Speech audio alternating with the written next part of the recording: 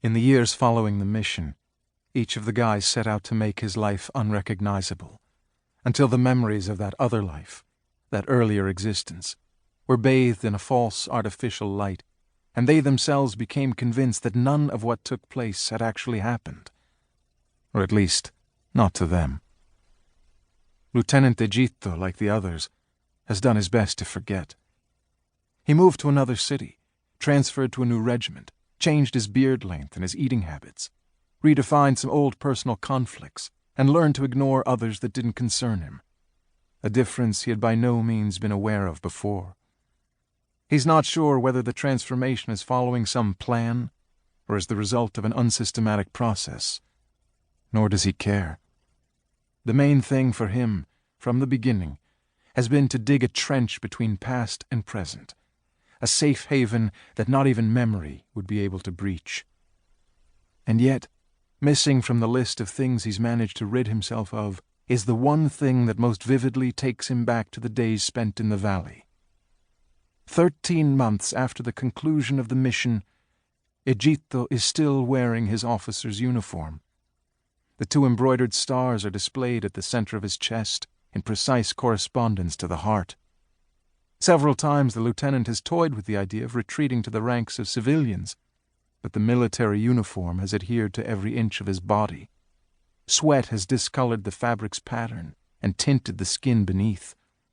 He's sure that if he were to take it off now, the epidermis would peel away as well, and he, who feels uncomfortable even when simply naked, would find himself more exposed than he could stand. Besides, what good would it do? A soldier will never cease being a soldier. At age 31, the lieutenant has given in and accepted the uniform as an unavoidable accident, a chronic disease of fate, conspicuous but not painful. The most significant contradiction of his life has finally been transformed into the sole element of continuity. It's a clear morning in early April. The rounded leather boot tops of the soldiers marching in review gleam with every step.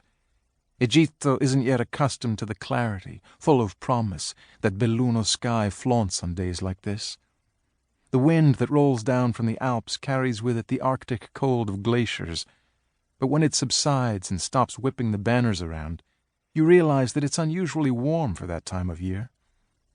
In the barracks there was a big debate about whether or not to wear their scarves, and in the end it was decided not to. The word was shouted out from corridor to corridor and from one floor to another. The civilians, however, are undecided about what to do with their jackets, whether to wear them over their shoulders or carry them over their arms. Egitto lifts his hat and runs his fingers through his damp, sweaty hair. Colonel Balesio, standing to his left, turns to him and says, "That's disgusting, Lieutenant. Dust off your jacket. It's full of those flakes again." Then, as if Egitto weren't capable of doing it himself, the colonel brushes off his back with his hand. "What a mess," he mutters. There's a break. Those, like Egitto and Balesio, who have a seat in the stands, can sit down. Egitto can finally roll down his socks at the ankles. The itching subsides, but only for a few seconds. "Listen to this," Balesio starts off. "The other day my little daughter started marching around the living room. 'Look, Daddy,' she said. 'Look at me, I'm a colonel too.' She dressed up in her school smock and a beret. Well, you know what I did?" "No, sir, what?" "I gave her a good spanking. I'm not kidding. Then I yelled at her and said I never wanted to see her mimicking a soldier again, and that no one would enlist her anyway because of her flat feet. She started to cry, the poor thing. I couldn't even explain to her why I got so angry. But I was beside myself, believe me. Tell the truth, Lieutenant. In your opinion, am I a bit burned out?" Egitto has learned to be wary of the colonel's requests to be frank. He replies, "Maybe you were just trying to protect her."